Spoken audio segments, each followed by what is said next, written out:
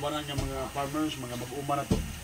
Karon nakumpleto na to ang formulation of MMP grower starter, MMP starter, MMP grower, o karon nagama mi karon para sa MMP starter pellets, no. So this is an organically process. So karon kumpleto ni siya tanan, no. Ang carbohydrates na to is 60%. Ang atohang protein is 25%. Nya napud tay lipids nga 10%, nya salt, minerals is 5%, o nya napud tay another 5% nya atohang mga source of potassium, which is ang atohang fermented fruit juice. So humot jud ni siya kayo. Mao ni atohang gigama, no. So alang sa mga nanguntana kung organically processed ba gyud siya, is 100% organically processed ang atong gihimo nga pellets dinhi sa Coquilla Integrated Farm.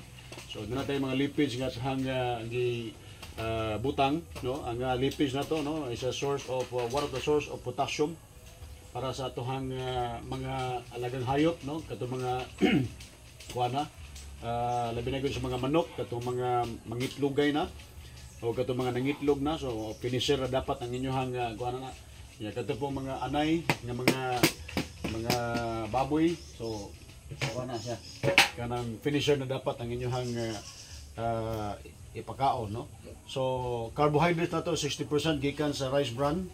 So napud tay tangkong, madre de agua, mao ni siya atohang source of protein. Okay? So after ani, no. Okay, solid kaayong fermented fruit juice ang atong gibutang, o doon na po tayo another fermented fruit juice nga pang last process na to ang atong gibutang, which is ang atong liquid, no. So okay, aliw ko kwando ba? Aliw ko kanang okay tanan.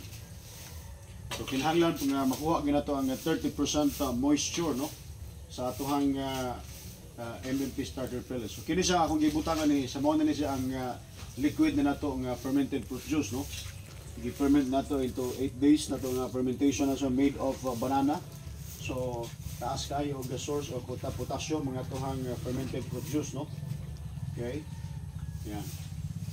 Una na ta mag final ani, once makuha na nato ang 30% moisture sa atohang MMP start finisher pellets. Okay?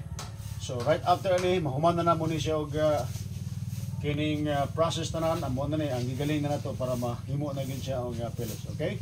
So daghang salamat atohang mga suki, no, sa Coquilla Integrated Farm. So katong mga gusto mo order, so bisitahin lang ang Coquilla Integrated Farm dinhi sa Purok 1, Barangay Danicop, Antiquera, Bohol. So ang Coquilla Integrated Farm is certified as organic farm in the province of Bohol. Salamat kini si Janice Typer Coquilla. Mabuhi ang mga mag-uma.